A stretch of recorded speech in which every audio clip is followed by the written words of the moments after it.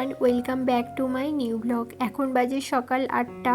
সকালবেলা চা খেয়ে ছাদে এসেছি আমার ছাদ বাগানের গাছগুলো একটু পরিচর্যা করার জন্য। এখানে আমি প্রত্যেকটা গাছের গোড়ার মাটি এইভাবে আলগা করে দিয়ে জল দেব, তাহলে গাছের গ্রোথটা অনেকটাই ভালো হবে। আর এই দেখো সেই কপি গাছ, যে কপি গাছগুলো আমি আগের একটি ব্লগে দেখিয়েছিলাম, তখন অনেকটাই ছোট ছিল, কিন্তু এখন দেখো কতটা বড় হয়ে গেছে।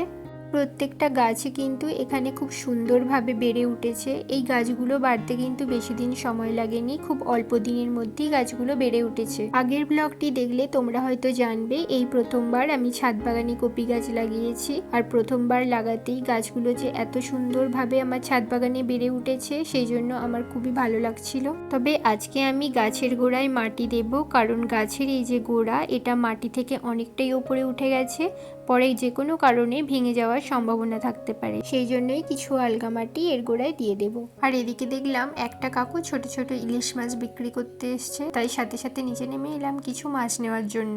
আমাদের গ্রামের সাইডে এরকম অনেক মাছ ব্যবসায়ীরা সকালবেলা মাছ বিক্রি করতে আসে, তাই প্রতিদিনের অল্প কিছু মাছের জন্য সহজে বাজারে ছুটোছুটি করতে হয় না, তাই এখানে কাকুর থেকে আমরা অল্প কিছু মাছ নিয়ে নেব।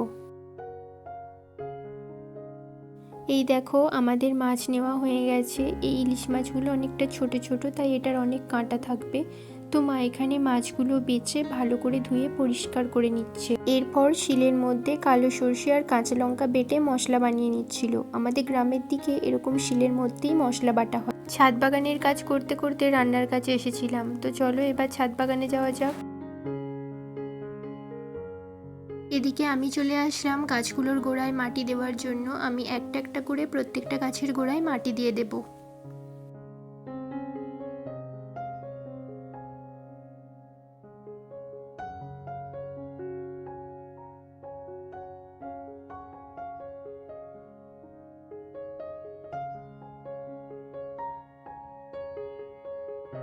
দেখো প্রত্যেকটা গাছের গোড়ায় ঠিক এইভাবে সুন্দর করে মাটি ভরাট করে দিয়েছি। এরপর চলে আসলাম রান্নার সাইডে। এসে দেখলাম মা মাছগুলোকে ভালো করে হলুদ মাখিয়ে ভেজে নিচ্ছে।